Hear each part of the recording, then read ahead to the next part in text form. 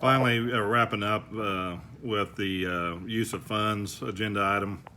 Uh, this was submitted along with all the other items.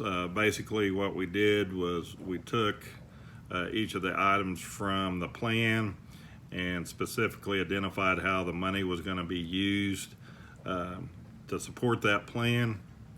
And the majority of those monies were to again help facilitate and keep programs in place. And when I'm talking programs, I'm talking basically educational and instruction happening through the uh, through the deals of COVID, but also help us out in the next 2 to 3 years. Uh, ARP monies have a deadline through fiscal year 24, so we're allowed to take this money and stretch it out as well as possible for the next 3 fiscal years. So, specifically looking at the grant,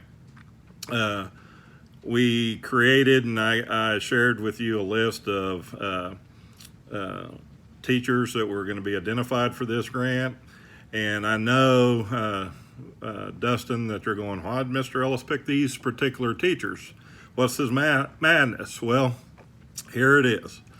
It could have been any teacher in the particular grade levels, but what you're looking at specifically is you're looking at a teacher from either first, second, third, fourth, fifth, sixth, or junior high that supports two classes in each grade level. And as declining enrollment is in the imminent future, we're trying to protect class sizes by also not putting 24 to 28 kids in a classroom to help social distancing measures and things like that. So by looking at that, we've identified about $653,000 through elementary salaries for the next 3 years to help minimize exposure rates to COVID. By doing that, we've also looked at about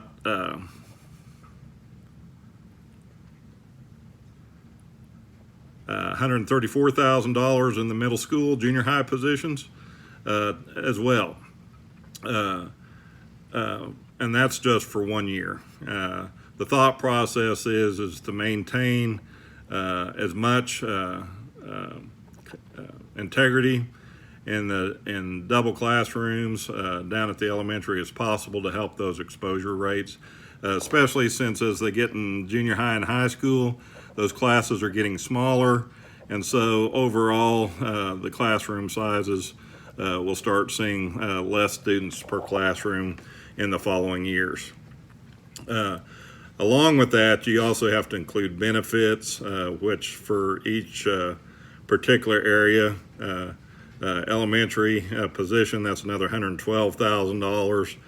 Secondary positions about $23,000, and then we have to focus on the $300,000 that they expect us to do with regression of education during COVID, and we chose to do that through extended day and to protect extended day for the next 3 years. So you're looking at salaries for the next 3 years and extended day to be about $150,000, and then another $46,000 for benefits on top of that.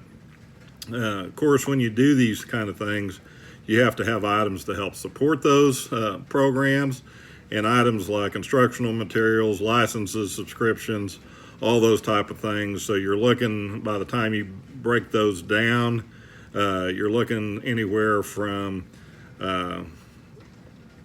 around $80,000 to $90,000. And a little bit more when you start adding technology devices to start replacing old outdated Chromebooks or laptops and Wi-Fi services that have, basically done their time.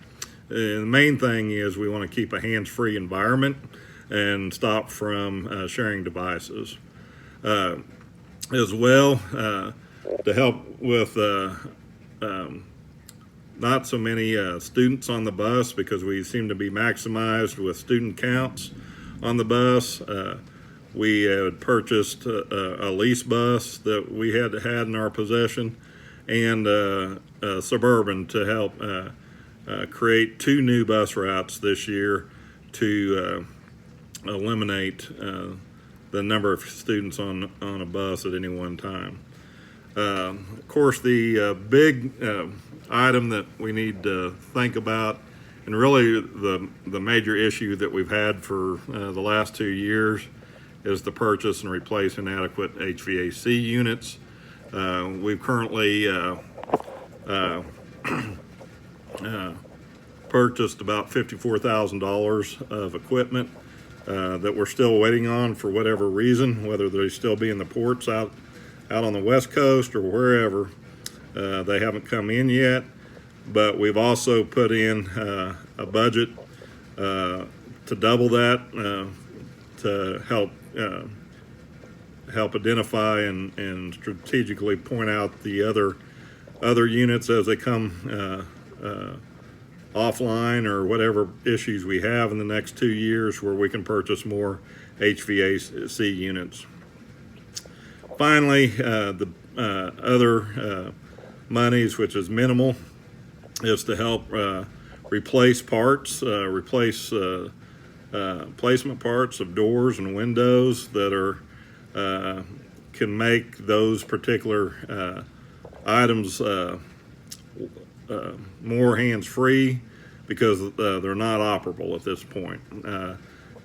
Whether the panic bars are not working right, or the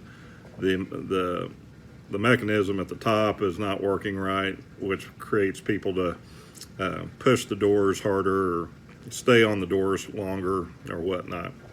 Only about $20,000 for those items. So anyway, that's how those monies are going to be used. Again, it's to help create continuity and consistency. Those seem to be the 2 words I've been saying over and over with school programs, to keep school as normal as possible, and Conowall education process back to business as usual. So these are all where we're direction we have been leaning towards because of discussions that we've had over the last year or so as a district. If you have any questions, this is the time to discuss it among yourselves and let me know so I can make the appropriate changes. I need to have this in by the end of this week and get ready to get this money back. We're at a place, and I don't know if Nancy really discussed it in depth, but after this month, we've put ourselves in a position where we need to start making some major claims on all these things that we're required to do. But it's not necessarily all our fault, in the sense that the game kind of changed the rules changed in the middle of the game. And so as quick as we can get these things turned around, whether it's Title I or this ESSER 3 ARP money turned in, the quicker we can start submitting claims. And my hope is that by November, Title I, this ARP plan is approved, and we can start making the necessary arrangements to make those claims to help offset some of the burden that we've had since August. Thank you very much.